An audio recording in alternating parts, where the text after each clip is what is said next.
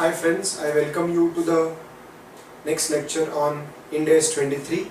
In this lecture we are going to deal with some practical illustrations which will illustrate the application of Indas 23. Okay, so in this lecture we are going to deal with three problems. Each problem has a specific purpose for making us understand how to apply the requirement of the standard. Okay. Now, illustration on effective interest rate method. I hope you remember, as per the standard, borrowing cost includes interest expense which is computed using effective interest rate method. So in this particular illustration we will learn how to calculate the effective interest rate and then how to use it for capitalization of borrowing costs. So X Limited, a company, issues 100 crore 5-year debentures. So it is issuing 100 crore numbers of debentures, and the debenture is going to be outstanding for a period of 5 years, and after that it will be redeemed. Debentures interest rate is 10% per annum. So the nominal interest rate is 10% per annum of 100 rupees each. So we are going to issue 100 crore debentures of 100 each. That means the face value of the debentures issued is 10,000 crore and the rate of interest is 10% per annum. Each at 99.0583. That means there is a discount element here. So what will happen is, because of this discount element, the real interest will be more than the interest which is given in the problem. Okay. Issue expense are 1 crore paid at the time of issue. So at the time of issue we have incurred some issue expense as well, 1 crore rupees. The borrower will account for this borrowing under amortized cost method, applying the requirement of Indas 109. These debentures are not quoted. Market yield is 10.25%. The debentures are not quoted. Market participants expect an interest of 10.25%. Okay. Now the first step is to compute the effective interest rate. How to compute the effective interest rate? You can see the table. I've given the time periods here. Time 0 is today when we are issuing the debentures, 1, 2, 3, 4, 5, and these are the cash flows. At time 0 we are issuing 100 crore debentures at an issue price of 99.0583, but out of the proceeds collected from issue we have to spend 1 crore on issue expenses. So 100 crore into 99.0583 minus 1 crore, you will get the issue proceeds as 9904.83 crores. So we have issued the debentures and the issue proceeds are 9,904.83 crore. And what are the outflows? At year 1 we have to pay interest at 10%. The nominal interest rate was 10%. So 10,000 crore was the face value of the debentures into 10%. 1,000 crore is what we have to pay as interest every year. I am showing it as minus because it is a cash outflow. Year 1, 2, 3, 4, 5th year we are redeeming the debentures at par value. 10,000 crore is the par value plus the 100 crore towards interest. So these are our cash outflows. These are our cash outflows and that is our cash inflow. So we have to find out a rate at which the we can say the total payment is here is 1,000. It's not 1100, sorry, it is 11,000 here. So 11,000 and another 4,000. So total outflow is 15,000, whereas inflow was 9,904.83 crore. So we have to find out what was the difference between the inflow and the outflow. You will find the difference. That is the total borrowing cost. That borrowing cost has to be amortized. A part of borrowing cost has to be charged to year 1, 2, 3, 4, 5 in such a manner that the borrowing cost which is amortized to year 1 divided by opening balance for year 1. The borrowing cost amortized for year 2 divided by opening balance for year 2, the percentage should be same. So you have to take the difference. 15,000 is what we are totally paying, 10,000 towards principal and 5,000, 1,000 into 5. 15,000 is what we are repaying. We have received only 9,904 as issue proceed. The difference is the total interest. It should be allocated to each year in such a way that it generates a constant periodic rate of return. Or technically speaking, we have to calculate something called as IRR. Okay. So actually there is a mistake here. It should not be 1100, it should be 11,000. I have just missed up a 0. So if I use Excel and I try to calculate the IRR, I find that the IRR is 10.2527%.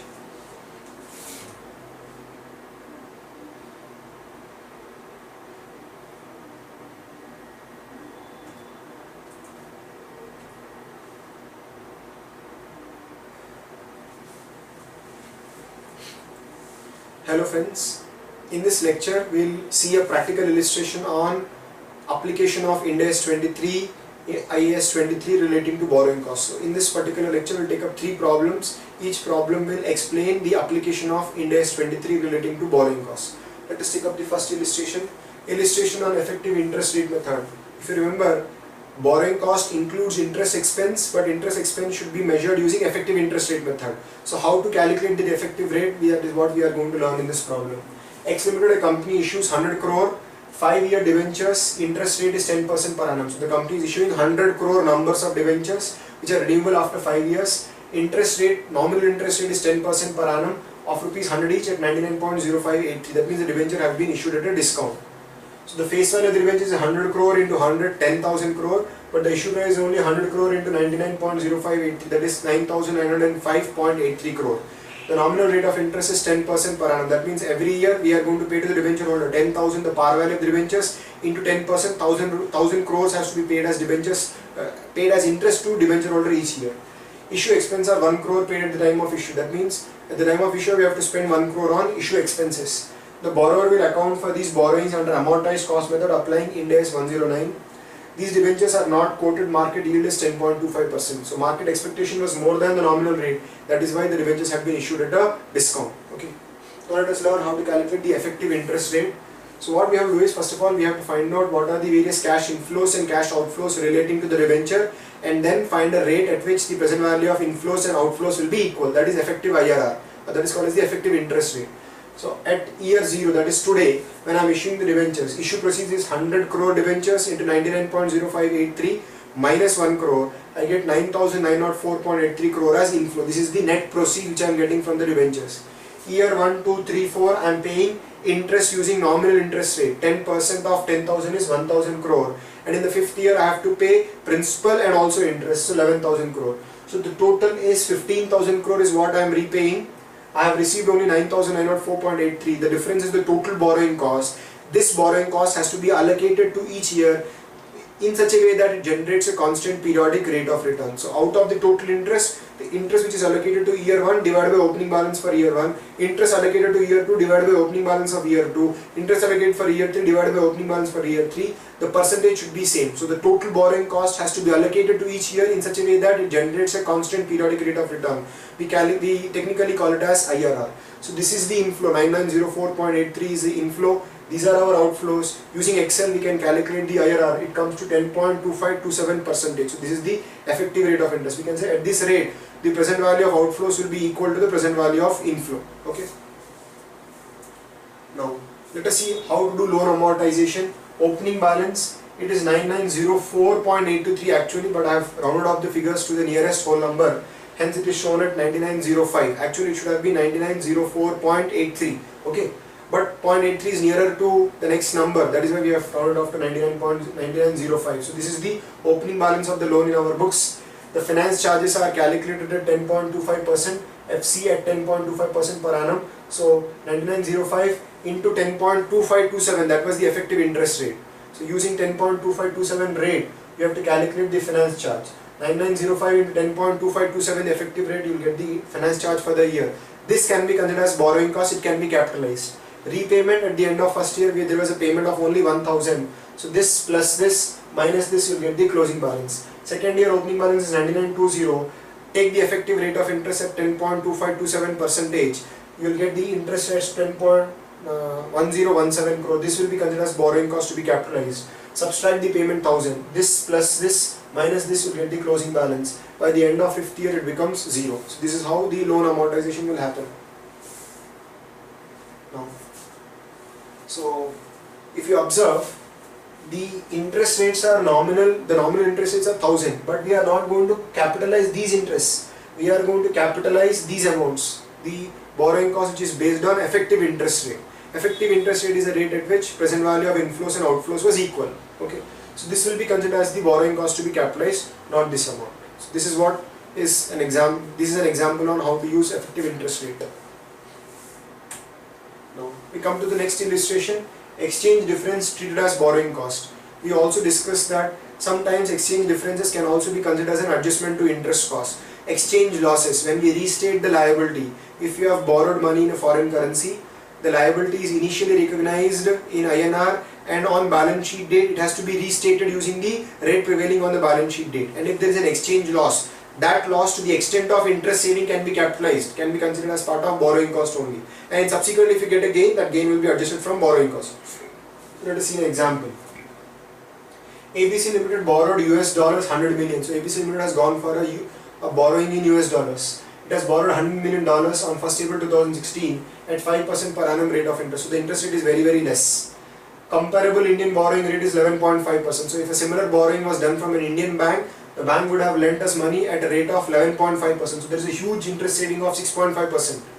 Loan is repayable in 10 equal installments. So every year we have to pay 1/10 of the principal amount.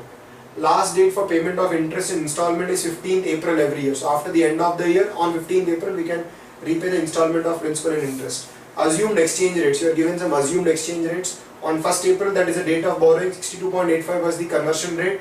On 31st March, that is on the balance sheet date, the conversion rate was 63.10.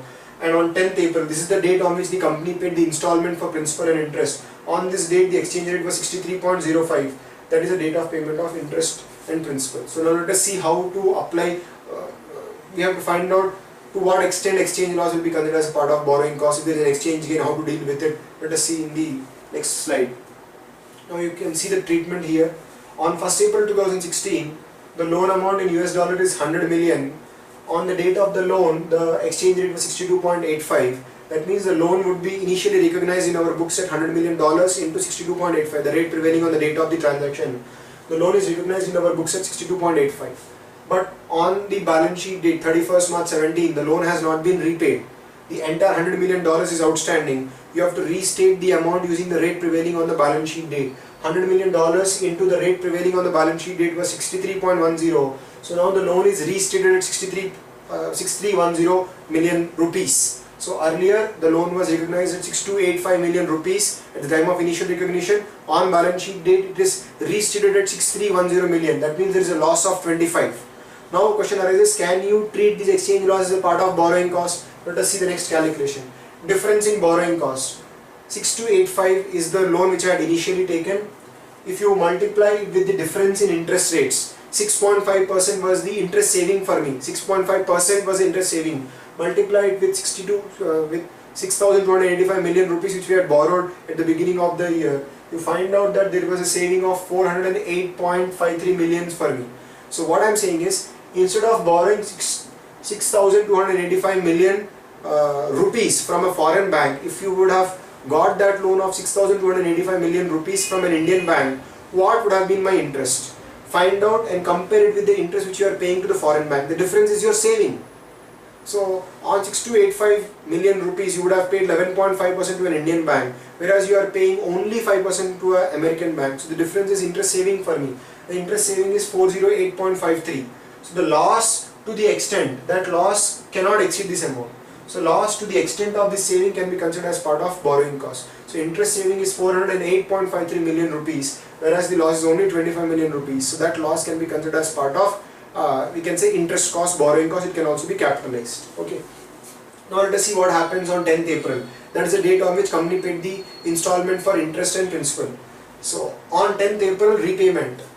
$10 million have repaid. On that date, the currency rate was 63.05. That means to repay a loan of $10 million, I have spent 630.5 million rupees. But by spending this amount, I can extinguish liability in my books which is appearing at $10 million into 63.10. So the liability which I am able to extinguish is 631 million is the liability which I am able to extinguish. But to extinguish this liability, I am spending only 630.5.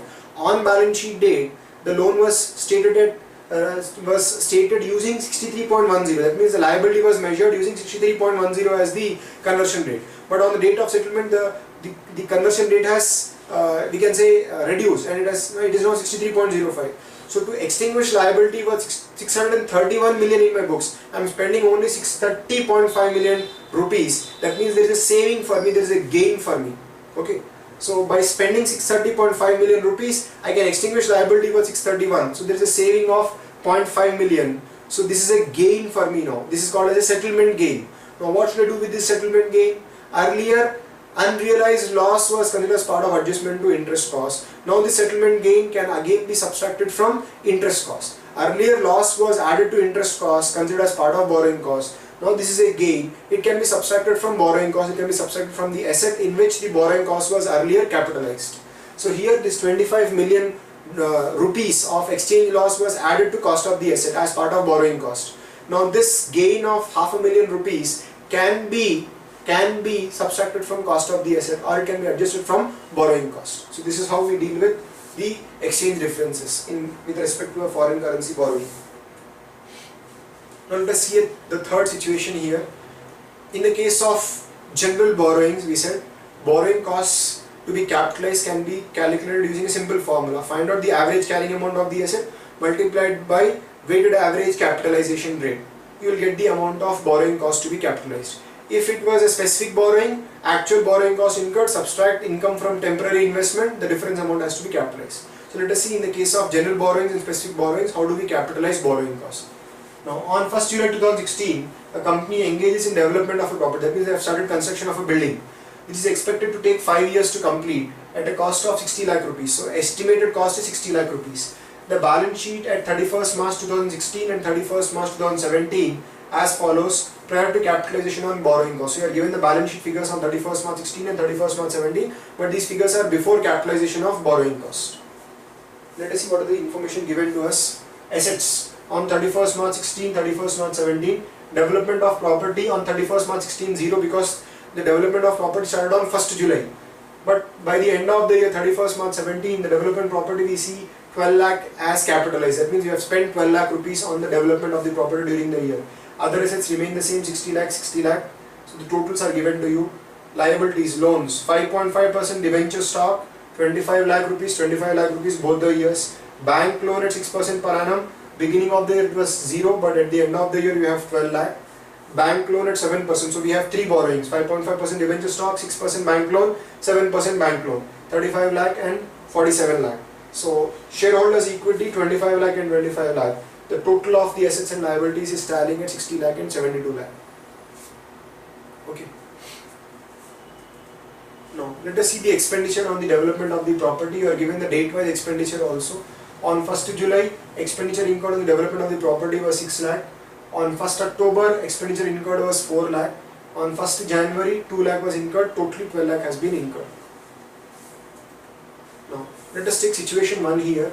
The bank loan with 6% per annum effective rate was drawn down to match the expenditure on the development of the property.